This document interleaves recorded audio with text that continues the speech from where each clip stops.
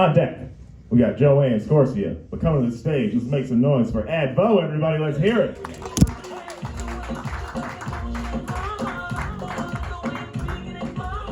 I smell good too, you know. Even though I'm kind of miscellaneous in the face, I know half of y'all is like, hold on, he has an accent. What's going on? What type of black guy we got?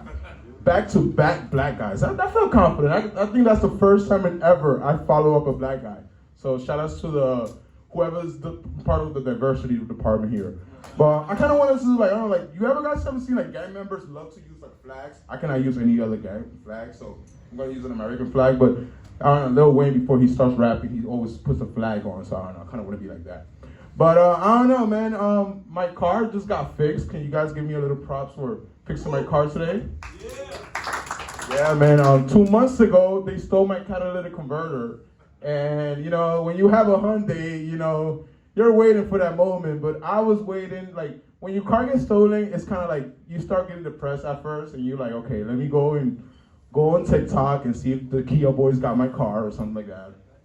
And, you know, eventually my car got COVID, you know, like I fixed the car and then you just go from like having a car to meeting girls on the bus. Now, that's a good experience, I'll tell you that. I was meeting chicks in the bus like I was collecting Pokemons. Cause, you know, I'm driving around making sure they see that I have a key of a car, you know. And now that the car's fixed, I'm calling all these girls, but I'm having this problem in LA being a New Yorker in which like every girl I meet, it's like their brothers are like gang members. I don't know how you guys ever deal with that, like just gang member brothers. Like the 15-year-old look like a straight killer, and I'm like, I'm not taking this kid to bowling. I'm sorry, like I'm not hanging out with your people. Where you guys from, by the way? The light is like, oh my.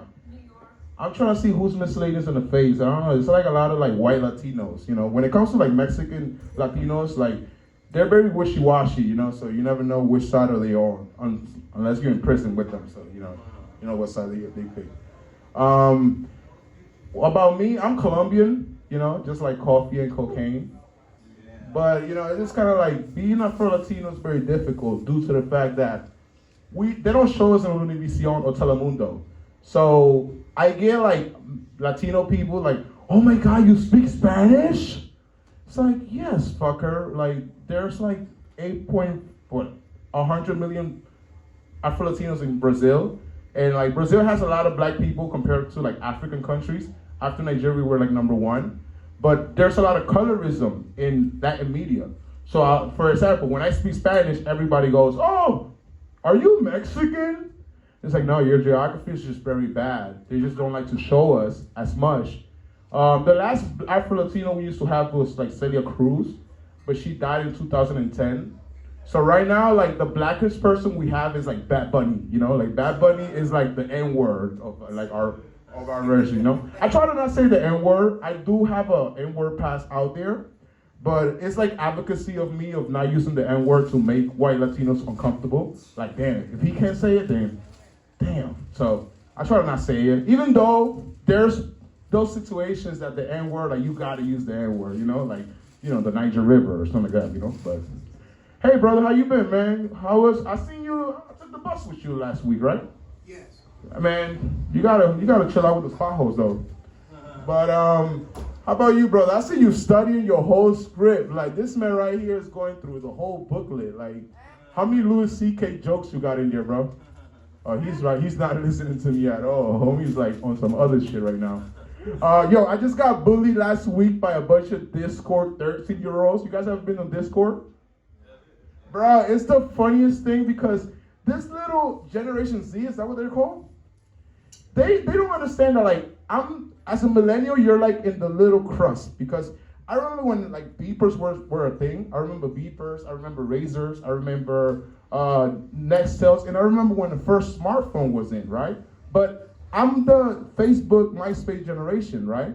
So I don't feel as old because I remember seeing the towers fall from like when I was like in 5th grade in Brooklyn. So I'm that young, but at the same time, that's 20 years ago. So the young generation, they be acting like, oh, TikTok, oh, Discord. It's the same shit. It's just in another version. We used to have. You guys remember the walkie-talkie phones? Trying to see how y'all motherfuckers is young as fuck. Y'all look at 9/11 like it's Vietnam, right? Like it was like a long time ago, right? Yeah, man. Aging is kind of cool, but that's the only bad part about aging. That younger people just love bullying people. Like another thing is like, how you guys like DoorDash? You guys do Uber? You guys order food? Shout outs to the essential workers. I do DoorDash, and one thing I get from young people is they love to like, oh man, you a DoorDasher. I'm like, technically I'm a DoorDasher, but I'm working for the CIA, buddy. Like, we're just data collecting. I'm going to your house, making sure I'm checking what you eating. I'm checking, what restaurant you order from. Later on, the CIA, they're just gonna discover and they're gonna let us know this is Project DoorDash. By the time that when China's coming in and they're just gonna knock on your door, we know all your information. So I know like it's a thing of like shitting on workers. I have this problem that I love doing DoorDash in like Hollywood or like Beverly Hills, but then after seeing too much white people, I kind of want to go to the hood, and then like I go to UFC. I go to what's the name of those neighborhoods? I know I'm in a bad neighborhood when I start seeing a bunch of potholes. So I'm like, oh shit, like this shit is ghetto right here. But like I'm having this problem where like sometimes I forget how dangerous those locations are, because I'm an immigrant, so I'll be thinking like, okay, I survived like the drug war, so I'm good, right? I survived 9/11. Okay, I'm good. I survived 2009. So it's just like, even like when we had the war in Russia, which is still going on, I was kind of like, look, oh my bad, my light is on like a Ukrainian missile. My bad, guys. And I'm out of here. It's your boy Advo. I'm out. Shut up. Show some love. Give it up for Advo, everybody. Hilarious. I have never seen two people in an